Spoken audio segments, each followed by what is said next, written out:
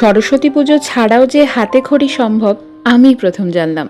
তো আমাদের রিয়ানবাবুর অফিসিয়ালি হাতে খড়িটা হয়ে গেল। পণ্ডিত মশাই বলে দিয়েছিলেন বিদ্যারম্ভের পঞ্চমী তিথি ভীষণ শুভ, সেই মতো আমাদের ছোট্ট করে আয়োজন। আচ্ছা, আজ থেকে কি তবে তাহলে রিয়ানবাবুর পিঠে পড়ার বোঝা? একদমই নয়।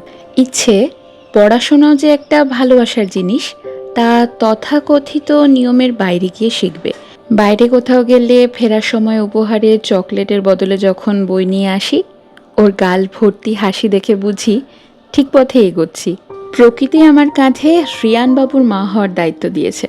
প্রতিদিন একটু একটু করে শিখছি।